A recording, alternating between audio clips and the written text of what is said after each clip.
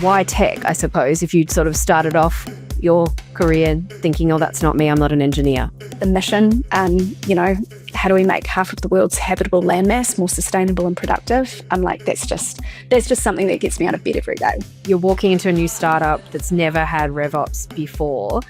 What data are you asking to look at, and what are you looking for? What I first wanted to understand was, what's the current sales motion? What's the current go-to-market motion? What exists today? What doesn't? How do we talk to customers? When we win, why do we win? When we lose, why do we lose? But to that level of detail, kind of like... 100%.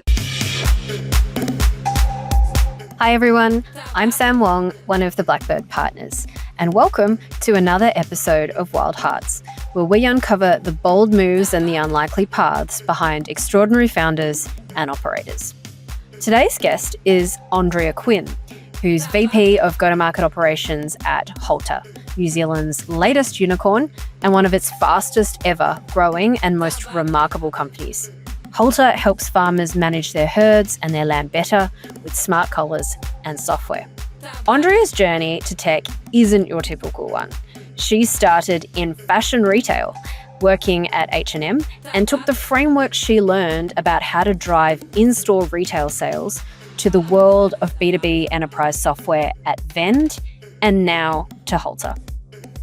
And in this conversation, we demystify RevOps, revenue operations. We'll learn about how the lessons from fashion retail translate surprisingly well into the world of tech and startups.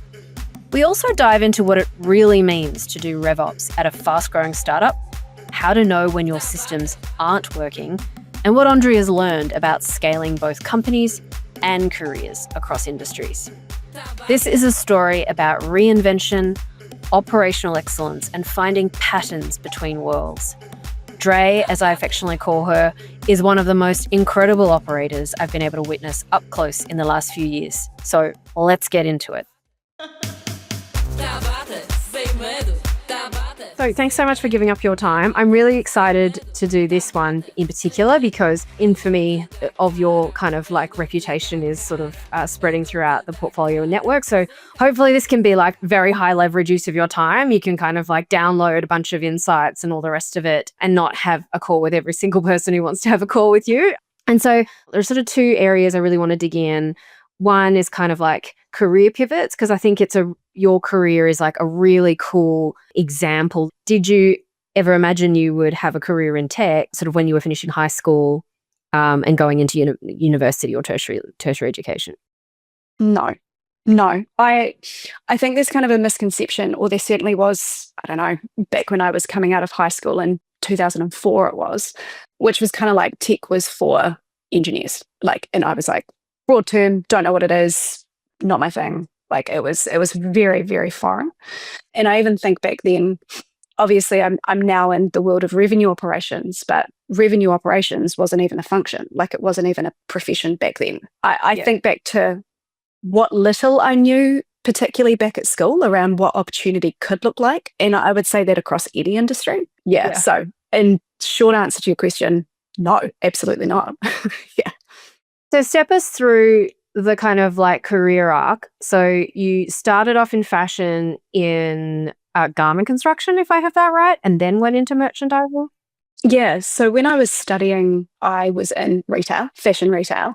And then the opportunity came up for me to step into a workroom position in a merchandise assistant role, which was basics of garment construction and then making sure that you were getting the right things, as in garments, to the right place, as in stores at the right time. Yep. And so, that was kind of my first foray into, I guess, you call it like a corporate job. Yeah. In one of the least corporate environments, which was pretty special. That's where I started to kind of cut my teeth into the retail and fashion world.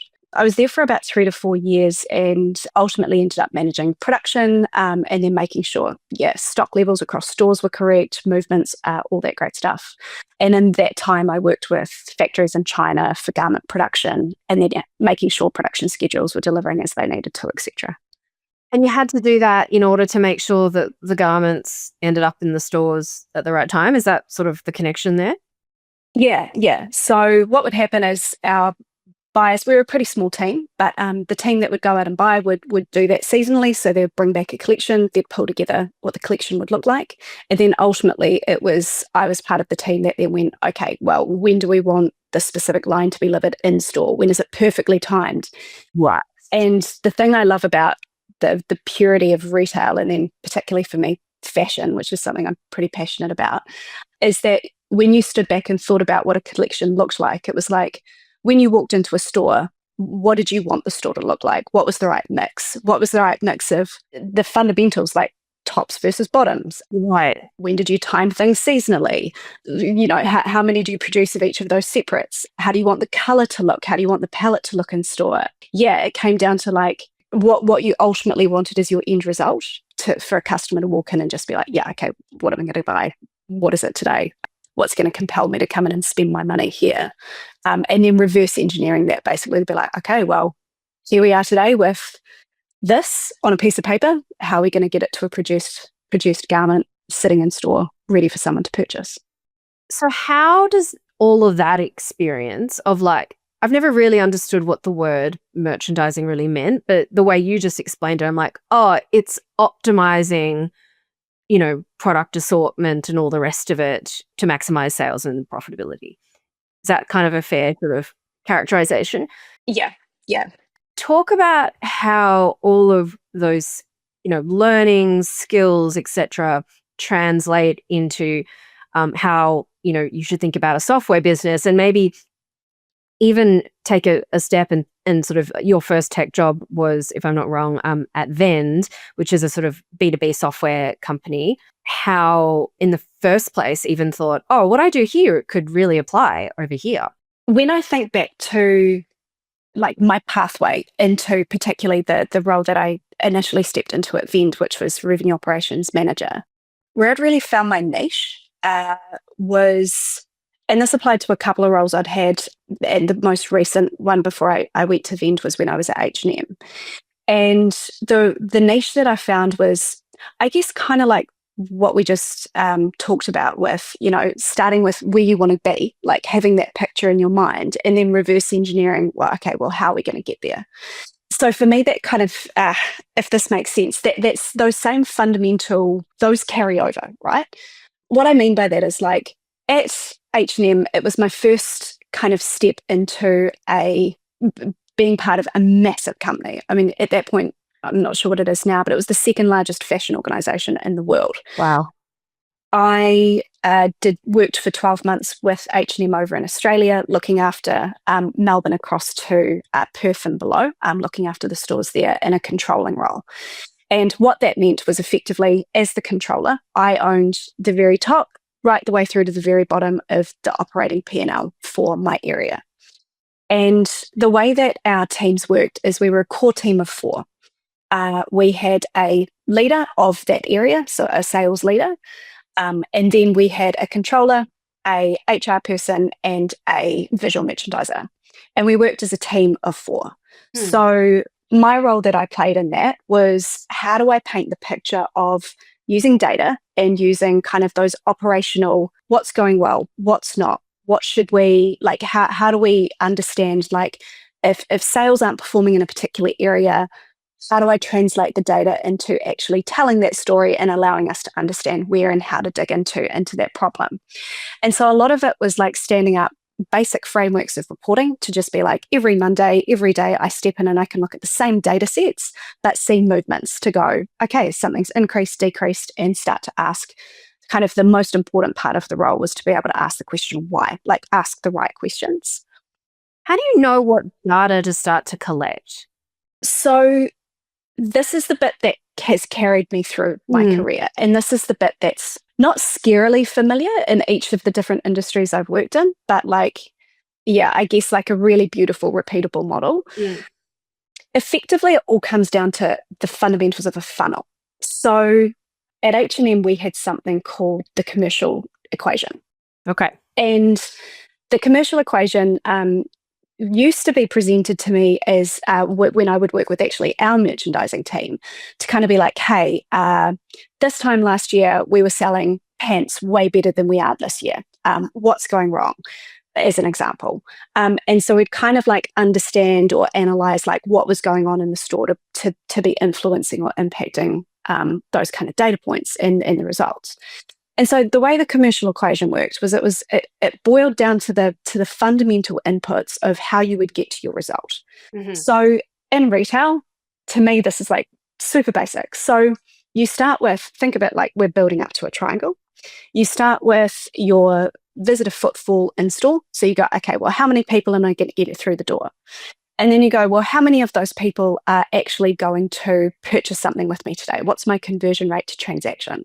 And so ultimately with those two things, you would get to, okay, well, number of people through the door, number of transactions, right? Okay, right. We've got one of our key anchors.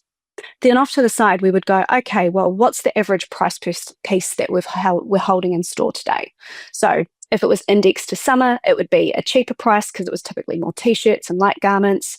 If it was winter, your garments would typically be priced more expensive, think knitwear, pants. And we would go, right, average price per piece. What's the average basket size of how many pieces people were putting in a shopping cart? And then what was your basket value? And so then you had transactions that we were going to make and basket value, bingo, bango, that would give us the revenue that we were going to make. And the beauty of that simplicity of the triangle was that we used that to set our targets to even sometimes the most granular level of by hour. So we could use that framework to go, okay, on an annual basis, we're going to expect our visitor footfall to increase by 10%. Why? Okay, well, marketing are going to run these initiatives here and here and here, and we anticipate it's going to drive X amount more traffic through the door. Great. So instantly you were also creating a metric that a really fundamental part of the organization could attach themselves to and could talk to how they were going to influence that result. And then when it came to converting that footfall into actually a purchasing customer, you could then go, okay, well, how well are the mannequins dressed to be able to attract people into the store? How well stocked is the store? Do we have the right sizes out available? Like, again, just coming back to those really basics to go, well, all the things that might influence whether someone gets to checkout kind of thing. Yeah. And then the visual merchandisers would be able to be like, great, we're going to make sure our mannequins are dressed beautifully and the garments that they are dressed in are instantly available within the area of that mannequin sitting. So you're like, you're pumping up that conversion rate. Yeah. And so just setting that, the basics of the commercial triangle, was a really basic way to actually build up your roadmap to your revenue. And then it was also a really useful tool to then articulate to the business what that roadmap was, and then how each person could then attach their own strategy or plan to it to go, okay, how am I going to influence that result? And it gave them something really tangible to go, okay, well, you know, if you're marketing, you're going to really hone in on visitor footfall, traffic, and am I increasing year on year, month on month, etc. And the beauty of the model, as I mentioned before, you could set that on an annual basis, then broken down to monthly, weekly. For us, as I mentioned, in some cases it was hourly. And yeah, it effectively, in very black and white text, sets the framework for the organization to be like, what are we going to do? What's success at each of these points? And then allows you to measure yourself against those in a very data-driven way. Yeah. Amazing. I love that commercial equation. And then when did you maybe cotton onto the idea that you could do that outside of the fashion retail world? Maybe that's question one. And question two, like, why tech, I suppose, if you'd sort of started off your career thinking, oh, that's not me, I'm not an engineer? I don't know if I deliberately chose tech. So I'd had the opportunity to work for New Zealand companies, New Zealand scale-ups. And there's a certain type of person that's attracted to that business. And to me, they are just phenomenal humans. So I'm enormously attracted to the people that, particularly in the New Zealand scale-up space. And one thing that I found really special, though, was working with H&M. I joined a multinational company or an international company, and I got to learn that actually you could work with phenomenal humans right across the world and be part of something that, like I say this often to people, but it was one of the most values-driven organizations I've ever worked for. And it proved to me that you can actually still hold on to that when you are this kind of behemoth of an organization. Yeah. But I've got to the point where I was kind of like, I was really missing that kind of Kiwi ingenuity. I don't know, that just spark. Yeah. I don't know. I've been following Vend for a while. I loved the story. I'd been in retail, and so I was in retail, and so there was the connection there to go. Okay, well, they're in retail. They're cloud-based point of sale. I come from this world. I get what this software does. Yeah. Yeah, I get what the software does, and also after in previous roles being through upgrades in point of sale technology, I was like, man, I know what a difference it makes to have a good version of this and a bad version of this.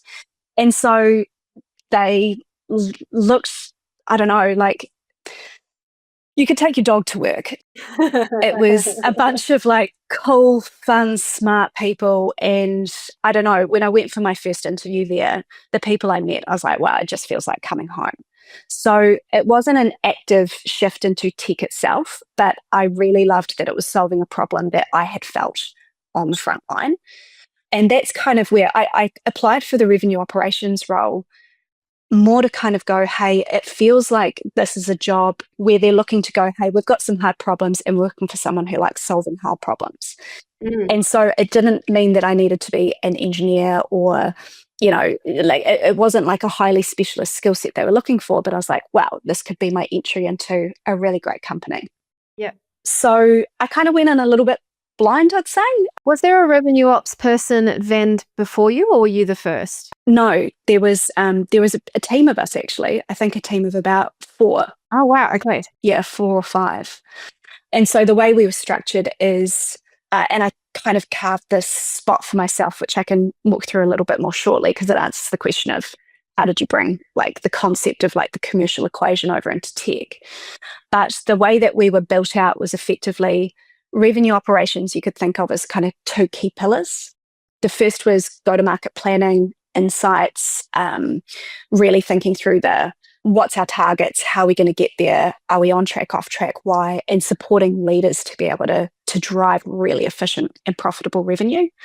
And then the other side of our team was the tooling and tech stack strategy to go, okay, now how do we unlock a lot of that optimization using like really good quality workflows, really nice tooling that effectively helps what I call our internal customers, so our sales teams, our customer facing teams, up to win. So we're a super tight team, but we kind of owned those domains. So it was, that's kind of what that looks like.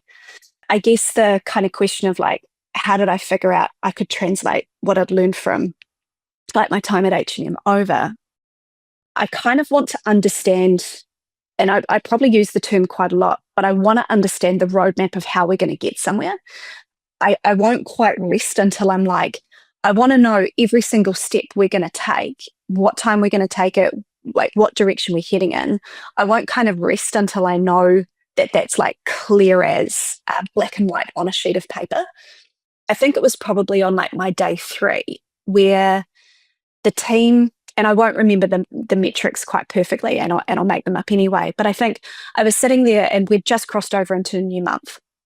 And the team were like, so we did 20% better than we did last year in terms of the results for the previous month, but we missed target by 40%. And I was kind of like, oh, okay, why? And there was nothing behind the why. Like there were kind of no answers behind the why. I was kind of like, well, I'm yet to learn this industry, but like if it were me thinking about that from a retail perspective, I'd be like, well, was foot traffic down? Did we not convert at a particular point in the day? Like where did it break? Like what did we assume? What didn't go to plan? And then what fell over? And then what do we need to do to fix it? And that's when I started to burrow down to be like, okay, well, where did our target come from? Like, how did we build to get there? And that's when I slowly started to unpick that. I was like, cool. I think sometimes, and I remember doing this really early in my career, you can kind of go, okay, well, how do you build a target? We're just going to take last month's and aim for another 20%, or last year's and like just ratchet it up by 40%. Whereas I was kind of like, hey, I think there's a more kind of first principled approach to how we can actually figure out what that target should be and how we kind of get there. So we had a beautiful funnel that mapped out like a lead starts here at a marketing qualified lead stage. These things need to happen for it to get to a sales assigned lead stage. From there, we were in SDR and AE style two-step sales motion. So then it was like, cool, an SDR books a meeting. How well do those meetings actually convert to held meetings, like that conversion rate? And then of those, then with the AE, how many of those convert from a held meeting to closed, and the steps within that. But we hadn't actually used, then taken that beautiful funnel and gone, so what's going on with it? Like, what's the story that the funnel's telling us? And so using that commercial triangle framework, I basically took the funnel and translated it into, well, leads is basically just footfall through a store. Like it's visitors to your website, or it's outbound leads that your reps are generating. And so I translated it through from a world that I knew to understanding what the sales process was like within our BDE and AE function. And yeah, basically stood up what I called now the bottom up, which is bottom up commercial equation. Use the two hand in hand. But that's kind of where I was like, I had this kind of light bulb moment sort of thing, like light bulb moment where I was like, you can carry this approach over from any industry to go, right, what's the roadmap? What's the pathway to get to where we're going? And so, so with that, I think it was within the first few weeks, took the funnel, translated it over to this commercial equation, first got the actuals, like how have we been performing then in the last 6 months? If I look at what that reality looks like, what is the funnel telling us? Yeah. And then from there, picked out some pretty basic insights, which was like, hey, we're doing a great job here and not a great job here. And how do we turn some of that around? And so that's what that translation kind of looked like. I love that. And that's how, the H&M experience, really well equipped you to kind of like break a problem or a target into its composite parts. First doing that at Vend, and you don't have to share obviously the confidential details, but I'm wondering what some of the, insights were, both obvious and then non-obvious ones that took a little bit longer to kind of figure out. Because, there probably are a bunch of startup founders and operators who are going to listen to this and think like, what do we not know? And hopefully they'll, apply the funnel/commercial equation. Yeah, any sneak peeks we can give them on what they might experience, I suppose, in terms of surprises? More often than not, what will probably surprise you is it's the most simple stuff. That is the biggest thing you can implement and add, or the biggest thing you can make change with. So the first thing I'd say is make sure your funnel kind of finds that Goldilocks moment. You don't want too much detail so that you get lost, so that you just drown in data. But there's like a real sweet spot to go.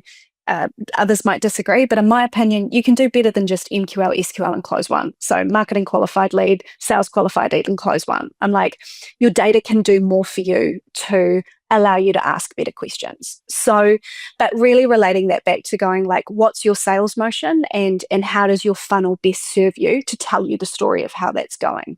So the one thing I'd say is like, spend the time, invest the time in building a really good quality funnel that's fit for your organization. The other thing then I'd say around that is like really quickly, you're going to be able to identify the parts that you can go, oh, okay, like, is my conversion rate trending at around, 29%? If it is, you're probably actually not doing too bad. Yep. From your SQL to close one, so sales qualified lead to close one, like you're probably actually doing okay, thereabouts. But then I'd be like, well, if you're not getting the results you need, like let's kind of go further up the funnel. And I think it's that kind of comparison of conversion rates and absolutes where you can kind of really quickly go, well, actually, is my funnel in a pretty good shape? And now I just need to ramp the volume. Like now we just need to grow. In some instances, that's been the answer. It's like, yeah, okay, we can optimize and increase this, the close rates by another 3 points or do something like that. But to be honest, when you run the reality of like, okay, so do that, run the scenario. Does it get you to the number that you want to be at? Maybe not. If that's the case, then, make sure you've got the analysis behind like, if you tip more in, if you're an inbound centric organization, if you tip more spend in, is that spend efficient? If yes, then like go for it, take the brakes off a little bit. The inverse is true as well. Like I've seen other cases where the top of funnel is just beyond full. Like it's if you release that amount of leads out to your sales team, you are going to drown it. Yeah. And that's when you get to have some fun with your marketing team to go, okay, well, what's the right handover point? How do you use nurture to warm those leads up before you're handing them out to your sales teams? With all of the AI technology around these days, like there is some fun stuff you can do in that space. What are the funnest things or the things you're most excited to experiment with at Halter? So specifically in the AI space? Well, I guess maybe what did you have top of mind when you were saying there are lots of fun AI things that you can play around with? I think AI will serve different organizations in very different ways. I think if you are a very heavy inbound centric organization, when I think about, and this comes with the caveat of do what's right for your sales model, but like, and for your customers as well. If I think about the ability to, like we're running some testing at the moment on how do we pre-qualify leads through texting with branches? Because maybe that's a slightly better way in order to collect some really high value information that then allows us to go, right, should we be warming this customer up more, nurturing them, or should we be looking to get this person through to a salesperson straight away? And within that, like how do you craft that text conversation so that it's authentic and that's so that you don't break that trust with that customer right from their first interaction with you, which is a really hard balance to find, particularly in an industry like ours, which is relationship based. Yeah. On a separate note, what I'm really excited to play with, given that we're more of an outbound driven organization. Yeah. Our sales process is one of the things that we are most proud of. So the team have something similar to the challenger model. And I think one thing when we think about how do we help ensure that we hold on to the quality of the funnel that we have as we scale, one of those key pieces there is sales coaching and making sure that we are delivering that same sales experience right through as we bring on new leaders, new salespeople, expand into new markets. And I think there's a really interesting question there on we've got some phenomenal people in the organization that are delivering beautiful training and development with our current team. You know, it's that classic thing of how do I bottle that? Yeah. How do you scale that? That's what I really want to crack to go, well, okay, so through AI, how do we do that? Like we've got something that we're really proud of and that we know is working. How do we get that out to support our scales? So don't have all the answers, but I've heard that like at least a couple of times across the portfolio. We have at least one other company that is like recording their AEs, calls, turning those into transcripts using AI to analyze when there's an objection that's actually not being very well handled. Yeah. So grading the kind of objection handling and then like producing training materials and then kind of distributing it out so that like it's this recursive thing. And I just thought that was like such a cool, sort of singular example that doesn't really require more than probably what you're already paying for in terms of like your sales stack, ChatGPT subscription, but makes such a huge difference, right? If you can move your conversion, even a couple of percent, it's, an incredible investment in the go-to-market funnel. Yeah. And if you can take kind of best in class examples and whatever you can do to mitigate the risk of dilution as effectively you scale, that's a pretty tough one to solve. And I know even just thinking about it, like, yes, sales, like there's a lot that can be unleashed in sales, but Christian, our launch lead in the US, he's actually using it for training new launch representatives that are coming on board. So they're the ones that obviously get new customers up and running with Halter. So there's just cool stuff and that's happening in the space. And to be honest, it's something that I don't even think we're scratching the surface of. So exciting times ahead. I would love to talk about your path to joining Halter, and again, like sort of like why did it appeal? And maybe if you want to give like just sort of one or two sentences on what Halter is for those who are listening and don't know about the company. I'll start with what Halter is first, and then I can kind of talk about like my journey to where we are today. So the way Halter works, we're a virtual fencing and herding company. Think of us in basic terms, we produce a collar that sits on a cow. It's solar powered. and it connects to an app that sits on your phone. And using that technology, the way the infrastructure works is we install towers on farms, and the collar communicates with the tower and communicates obviously back with your phone to allow you to set virtual fence lines and then allow you through your phone to also actively shift or shift animals. And in some cases, like nuances with product, but bring them back to the cowshed. And then obviously, allow you to basically have, boundaryless farming, which is pretty exciting, farming or ranching. So, we're a New Zealand scale up, although we are active in the Australian and US markets. But that's kind of us in a nutshell. And so always wanted to work in a farming company, or talk about why Halter and why did you decide to join? Yeah, so it kind of comes back to I had the privilege of working in New Zealand scale-ups before. And as I say, the talent that, I don't know, that Kiwi scale-ups attract is just, I don't know, it just feels to me like I'm home whenever I'm working with the kind of talent that we have. And I was really passionate to come back to a Kiwi company. When I was at Vend, we were acquired by Lightspeed, and so I'd worked for Lightspeed, obviously based in Montreal, for around 2.5 years by the end of my time. And that's a very big sort of listed software company, right?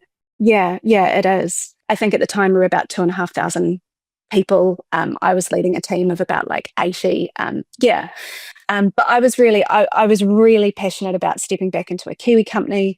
And I come from a rural background. My mum and dad are still back in Hawke's Bay. They run a very small herd of Highland cattle, miniature Highland cattle. Nice. No, they definitely don't have Halter. But so I'd grown up rurally, and it's again in the same way that working in scale-ups feels like home, working in agriculture and farming feels like home to me as well. So it was very homely. It was very familiar. And and when I think about, I don't know, like I could work as many hours in a day as I can if I'm doing something that I love and I believe in. And for us, the mission, how do we make half of the world's habitable landmass more sustainable and productive? I'm like, that's just something that gets me out of bed every day. So I was really excited at the opportunity to bring my experience and help just jump straight on in and be like, look, I think I can make a contribution here. I really think that we can do something really special to help accelerate the go-to-market motion, because the product is just something that's just so phenomenal. So you were the first RevOps hire ever at Halter. Yeah. And so talk about sort of the experience of you're walking into a new startup that's never had RevOps before. What data are you asking to look at, and what are you looking for? Are you just trying to start to build out that funnel that you know from your Vend experience, and then presumably Lightspeed as well? Yeah, so probably harking back to my previous experience, the first thing that I did was don't assume what exists and what doesn't. Mm-hmm. So I came in pretty open-minded to just be like, particularly in the first week to 2 weeks, I'm just going to be like the ratio of 2 ears to 1 mouth in terms of listening to hearing, listening to speaking. So I really just got into be like, right, what's current state? I know like what great can look like in terms of what it's looked like in other organizations. So let's just figure out what today looks like. What's there, what's not, what's kind of there. So just kind of got the lay of the land. And I think the first thing that I was keen to just figure out is again, I knew that this concept of like commercial equation and quality funnels, like that's ultimately the foundation that sets you up for success. So I was like, cool, where are we at? Mm-hmm. And so largely it was like, the kind of checklist of like what exists, what doesn't. And that allowed me to then be like, great, where am I starting then? Like how little or how much exists in each particular pocket to be able to be like, where are we at today? So, and then, okay, so you start to sort of build a picture of what's there. And then how do you start to kind of diagnose what, might be going on? And then also how do you prioritize what you'll do first and then second and so on? What I first wanted to understand was, what's the current sales motion? What's the current go-to-market motion? What exists today? What doesn't? How do we talk to customers? When we win, why do we win? When we lose, why do we lose? But to that level of detail, kind of like... 100%. And then I think just by asking those questions, you naturally start to go, okay, well, when I stepped into Halter, we did have Salesforce stood up, and I'm an advocate for Salesforce. But yeah, I was kind of like, so Salesforce exists. So these are the basic questions I've got. Let's go and chat to a bunch of people to try and find the answers. But then also relating that back to, effectively, Salesforce is our, go-to-market engine. Mm-hmm. With collating all of that information and data, like what's coming back into that engine versus what isn't and why. And so really quickly, I diagnosed that there were a lot of things living in people's heads. There were a lot of people running their sales funnels and leads lists on G Sheets and operating outside of any kind of formal ecosystem. Yeah. But there was a lot of beautiful information that was sitting in those brains and sheets. So I was kind of like, okay, well, the basics aren't serving people very well here, which is great. Like, that's easy to fix.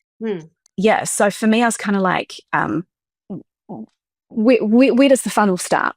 How do we define a lead? Where does it come into the system? Like, what's the fundamental process behind, if someone comes onto the website and they fill out a form, where does that form go?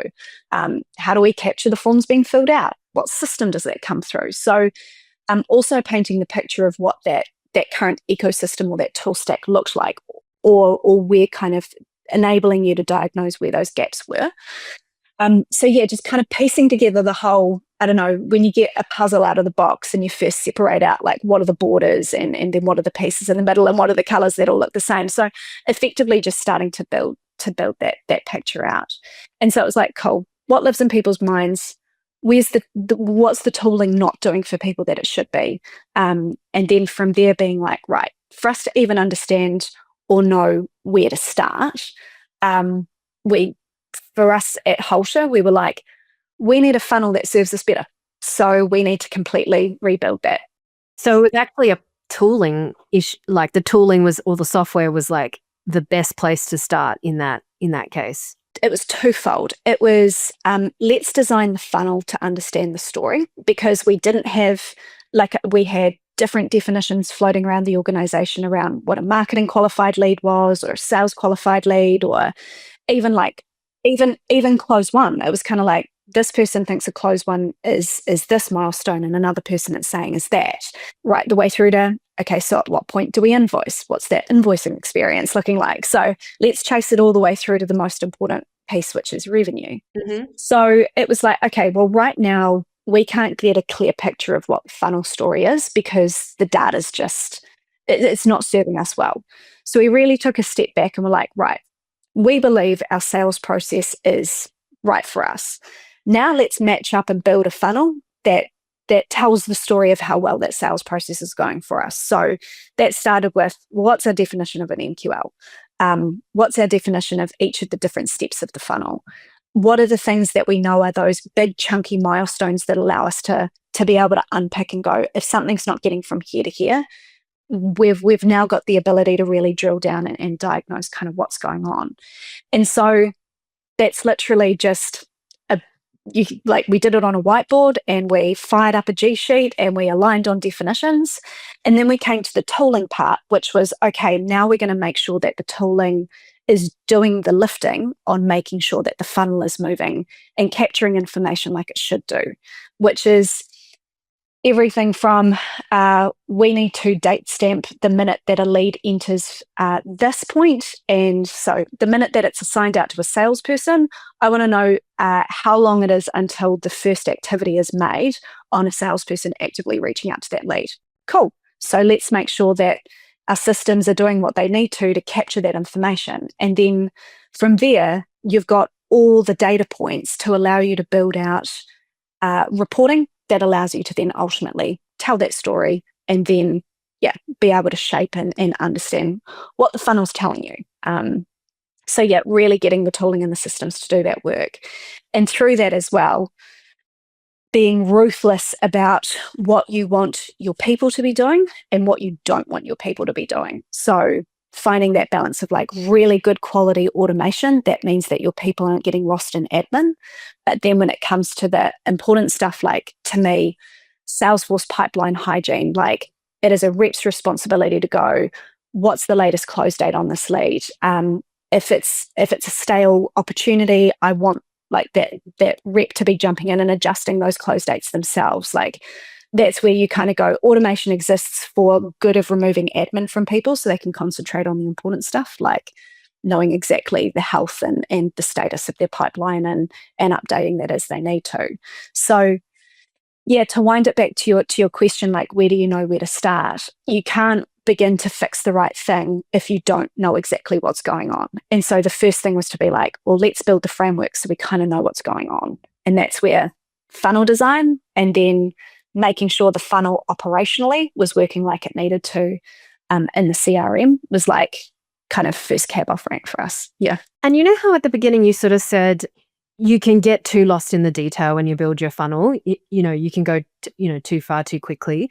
Have you sort of had a process of like getting it to version 1 in order to sort of diagnose, okay, this is what we need to do as a priority? Have you sort of layered in more into the funnel over time? So I'm happy to talk this to the specifics. We've got effectively a 4-step funnel. So, or we can capture even further above this, but we see when a marketing lead comes in and we call it a marketing qualified lead, we then understand our then next milestone is a sales assigned lead. Then we understand when it's booked in, which is a sales booked lead. Then we understand when that meeting is actually, well, that first meeting's happened, sales qualified lead for us. And then we go through to close one. And we set that from day one, and we're still very happy with those as our key milestones. And then within that, we have sub-stages where we go, okay, well, let's think about right at the top with a sales assigned lead. We track down to, okay, this lead has been shifted into this, and it's the rep is it's ready to contact. The next sub-stage is attempting to contact. So maybe the rep has made like X number of calls, they can't get through. And the final one is we've got them on the phone and we're qualifying them. End. And then either you disqualify or move them through to that next stage. And so because I was working with team members that had been in the business for a while, and I had a bit of experience with building funnels prior to this, we were pretty fortunate that we landed on a really reasonable first cut. But I would say it comes from like years of kind of figuring out and playing with stuff in other companies. But what I would say is like, if you set kind of a core good quality framework from the outset, you've got the ability to drill down and kind of set those kind of sub steps or more in the weeds details as you learn more. But yeah, if you're not careful, you'll risk just going far too deep. And so it's kind of in the weeds question, but you know how you sort of said the definitions of MQL and SQL were a little all over the place prior to Dre's tenure. Do you try and go back retrospectively and fix that? Or how do you look at your sort of year on year or historicals, knowing that some of that's probably not super reliable? I think you've got to be pragmatic in your approach. I say to my team are very used to this. I'm a person that likes a clean house, and I use that analogy right throughout the organization. Like, I don't have a second drawer down junk drawer in my kitchen. Like everything has trays, and I use that same analogy here. I'm like, everything needs to be clean. But even then, like with historic data updates and things like that, if it's the difference that's going to make the difference, sure, go for it. But I would often say if you're scaling at a pace that's like, you're 2xing, 3xing, whatever it is, like last year is interesting, but your targets should be built, again, I would say from really first principled way on like, well, where are we going? Where do we want to be? And building your targets that way to be like, okay, well, how much are we investing into the funnel? How well is that going to convert? How efficient are our salespeople going to be? Because your cost structures and everything will look so different if you're fast scaling to last year. It's like, fine, interesting, but like more focus on where you're heading. So yeah, I would be like, if it's genuinely going to make a difference, like sure, invest the time and do your best. Don't sweat the small stuff. But for the most part, like yeah, depending on what phase you're at, my advice would be like more focus on kind of where you're going and focus on the quality of builds of targets and yeah, within 3 months you're going to build up enough data to understand like some good stuff anyway. So I want to kind of pivot again to talk about sort of kind of almost go back to the beginning and I guess if you could give, what sort of advice you would give your 18-year-old self or someone today, what advice would you give someone from outside tech who might be curious about making a jump into the industry? just do it. Like I would say like, I don't know, what served me really well is targeting and finding companies that I've wanted to work for, that stand for something that I can get behind and be passionate about. And if you find that, you find your home and you do your best work. Tech is a very special industry to be a part of. I think I work with some of the most intelligent people I've ever met in my life, and it's just it's just so humbling and it's just such a privilege. But also what I would say is to my 18-year-old self is you also bring something to the table. Sometimes it's coming at something in a, I don't know, and as a generalist, you have a different perspective that actually means that the seat that you have at the table is a well held seat. You bring a different perspective. You ask different questions, and I think that adds power to a company. So yeah, that's the advice that I'd say, yeah, to anybody. And maybe flipping it around the other way, what's the biggest thing that you wish startups or tech company recruiters looked for when they're hiring talent from outside of central casting? This is something I've been chatting to my team about quite a bit. I love the idea of taking a risk on talent. And what I mean by that is like, yes, something that served me really well is, I don't know, if I see somebody that's moved industry, for me, it's I've run dispatch, like I've run warehouses before. I've, at my time at Once actually, I used to be in the warehouse picking stuff out when we were a bit low on team members and, fighting for, okay, we've just had these goods come in and we decided to sell, it wasn't this, but we decided to sell garden furniture and I actually need a pallet location and we don't even have the space for that. Like somebody who's worked with physical things that, I don't know, you've had to problem solve with and being like in the weeds and being in the moment and having to solve niggly problems. I think that those are the kind of people that, I don't know, they're curious, they'll figure it out, they'll just get amongst it and just have like really pragmatic, common sense solutions and approaches to stuff. And I think that you can't replace that. Like, yeah, you can have someone who's enormously intelligent, but, isn't curious to kind of get to like, I don't know, that level of problem solving. And like curious people, as I say, people who have been open to changing industry and have thrown themselves in the deep end and learned something new. I love hearing stories about people shifting from hometowns and just breaking out of comfort zones. And yeah, to me, those are the kind of qualities that I look for in people that are joining our team. It served me, and I know a lot of others like really well. So I'm not quite sure how the Halter hiring process works, but if there were cover letters involved or cover emails involved, sounds like they should definitely highlight the risks they've taken themselves, their propensity to learn new things, give examples. What else could help someone stand out to you if you were hiring? Firstly, actually putting the time into a cover letter is a great thing. I would say like I've been quite surprised at the amount of times that I've just had like really one-pager raw CVs come through with very little understanding of kind of why this role. So the one thing I'd say is like we're passionate about just hiring like great people who are really passionate about our mission, who are just curious and who are smart. And so yeah, understanding the why Halter, why would you be a great addition to this team? Why would you be part of our secret sauce that makes us who we are? Telling a bit about your story, making it human. yeah, that would be my advice. Love that. I feel like that's a really good place to wrap up, unless there was something you were just dying to get out there.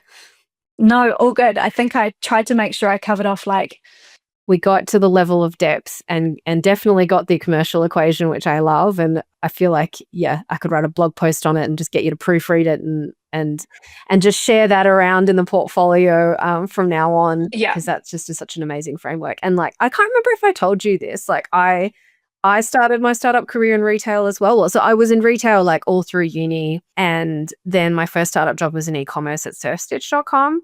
And I moved to France and I opened up the whole business over there. So I also was in a warehouse picking and packing our first orders. And yeah. And I just think it's such your point around the physics, that's such a good grounding. Even today, I sort of still reference it. Yeah. I don't know. It's just like the kind of people that have sat there and been like, I've been cold in a warehouse in the middle of winter, trying to fight for pick faces, picking something out that's the wrong thing, and then being like, well, how do we solve it? Because this is annoying. Yeah. Or like, our most popular item is on like the top shelf of like the furthest part of the warehouse. And like, in e-commerce, a huge cost is like the people running around. We're not Amazon, like running around picking and 100%. Awesome. Hey, thank you so much, Dre. I know you're busy, so I'll let you go. Thanks, Sam. Bye. Lovely. Okay, bye.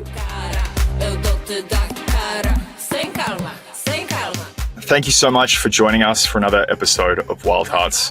If you want to learn more from other ambitious people building, designing, and creating the world that we all want to live in, then please hit the subscribe and follow button. It would mean the world to us, the founders, the operators, and the investors who join us on Wild Hearts. This podcast is a labor of love from the Blackbird team and Day One.